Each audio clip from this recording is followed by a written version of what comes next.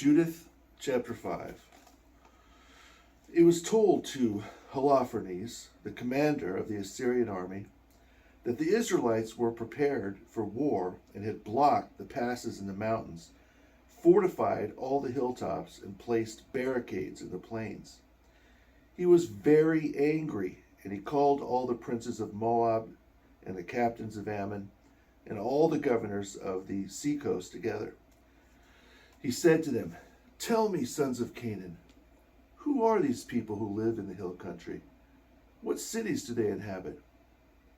How large is their army? And what does their power and strength consist? And who is the king who rules them and leads their army?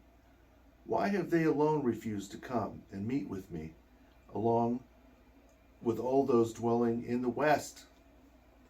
Then Achior, the leader of the Ammonites, said to him, "Let my lord hear now the word that comes from the mouth of your servant, and I will tell you the truth concerning this people who dwell in this hill country near you.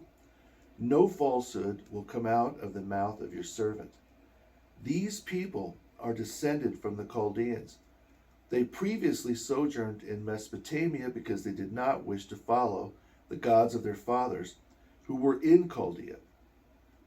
For they had departed from the way of their ancestors and worshipped the God of heaven, the God they had come to know. As a result, they cast them out from the presence of their gods, and they fled to Mesopotamia and sojourned there for a long time. Then their God commanded them to depart from the place of their sojourn and go to the land of Canaan. They settled there and became very wealthy in gold, silver, and abundant livestock. But when a famine spread through all of Canaan, they went down into Egypt and sojourned there as long as there was food. And there they became a great multitude, so great they could not be numbered.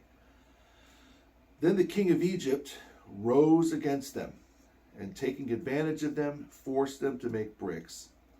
He humbled them and made them slaves. So they cried out to their God, and he struck the whole land of Egypt with deadly plagues. The Egyptians cast them out from their presence. So God dried up the Red Sea before them. He led them by way of Sinai and Kadesh Barnea, and they drove out all those living in the desert. They settled in the land of the Amorites, and by their strength they utterly destroyed all the residents of Heshbon. And crossing over the river Jordan, they occupied all of the hill country.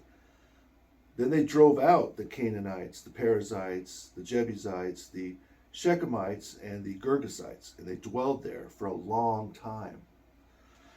If they did not sin before their God, they prospered, because their God, who hates sin, was with them. But when they strayed from the path which he prescribed for them, they were destroyed in numerous battles, and they were exiled to a land not their own. And the temple of their God was brought down to the ground, and their cities were seized by their adversaries. Yet now they have come back to their God and returned from their dispersion, and they have taken back Jerusalem, where their sanctuary is. They have settled in the hill country, for it was not inhabited. Now, my Lord and Master, if there is any sin of ignorance in this people, and they sin against their God, then we will identify their offense and will go up to defeat them. But if there is no lawlessness in their nation, then let my Lord leave them alone, lest their Lord shield them and their God defend them, and we will become a reproach before the whole earth." Now, when Achior finished speaking these things, all the people standing around the tent started to grumble. Then Holofernes' officials and all those dwelling in the seacoast and Moab insisted Achior be put to death.